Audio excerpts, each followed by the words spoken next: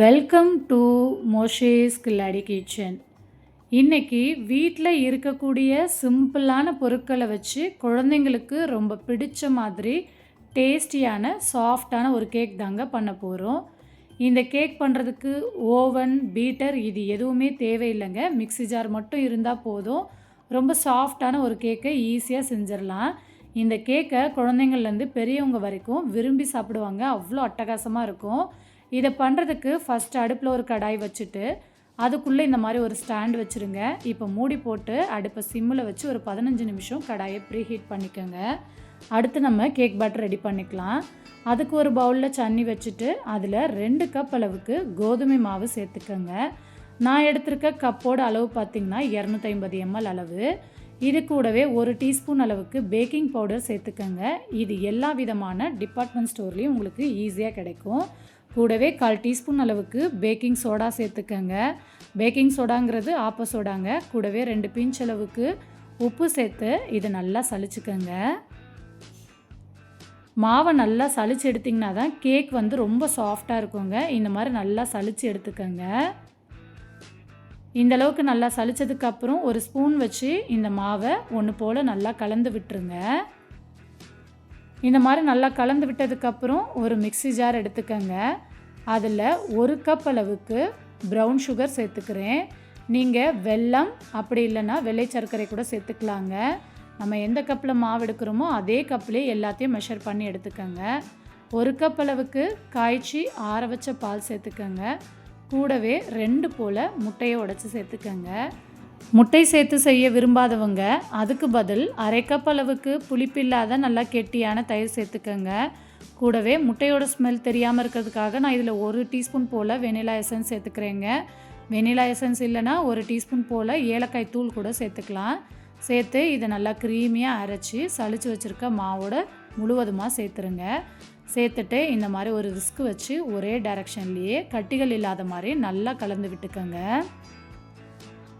பாருங்கள், இந்த மாதிரி நல்லா மிக்ஸ் பண்ணதுக்கப்புறம் மாவு ரொம்ப கெட்டியாக இருக்க மாதிரி இருக்குது. இப்போ இது கூடவே 2 டேபிள் ஸ்பூன் அளவுக்கு காய்ச்சி ஆற வச்ச பால் சேர்த்து மறுபடிக்கும் ஒரு தடவை நல்லா கலந்து விட்டுக்கலாம். அதே மாதிரி பால் சேர்த்துட்டு ஓவர் மிக்ஸ் பண்ண வேண்டாங்க. நீங்கள் ஒரே டைரக்ஷன்லேயே மிக்ஸ் பண்ணிங்கன்னா தான் கேக் வந்து ரொம்ப சாஃப்டாக இருக்கும். கடைசியாக இதில் 1/2 கப் அளவுக்கு வாசனை இல்லாத ரீஃபைன் சன்ஃப்ளவர் ஆயில் சேர்த்துக்கோங்க. எண்ணெய்க்கு பதில் நீங்கள் வெண்ணெய் அப்படி இல்லைன்னா நெய் கூட சேர்த்துக்கலாங்க. பட்டரோ நெய்யோ சேர்க்குறீங்கன்னா உருக்கிட்டு 1/2 கப் அளவுக்கு மெஷர் பண்ணி சேர்த்து நல்லா கலந்து விட்டுக்கோங்க. எண்ணெய் சேர்த்து மிக்ஸ் பண்ணும்போது ஓவர் மிக்ஸ் பண்ண வேண்டாங்க. நல்லா மைல்டாக மிக்ஸ் பண்ணிங்கன்னா போதும். ஓவர் மிக்ஸ் பண்ணிங்கன்னா கேக் வந்து ரொம்ப ஹார்டாயிரும். எண்ணெய் சேர்த்து மிக்ஸ் பண்ணதும் தனியாக எடுத்து வச்சுக்கோங்க.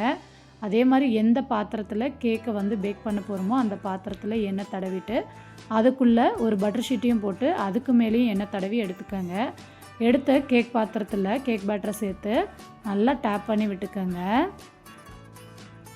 கேக் பேட்டர் வந்து கன்சிஸ்டன்சி இந்த மாதிரி தாங்க இருக்கணும். நம்ம ஊற்றும் போது ரிப்பன் பதத்தில் விழுகணும். இந்த பதத்தில் இருந்துச்சுன்னா தான் கேக் வந்து கரெக்டாக பேக் ஆகி வரும். இப்போ இதை நல்லா டேப் பண்ணி விட்டுக்கலாங்க. இந்த மாதிரி நல்லா டேப் பண்ணிங்கன்னா ஏர் பப்புள் எல்லாம் உடஞ்சி கேக் வந்து செம்ம சாஃப்டாக வரும்.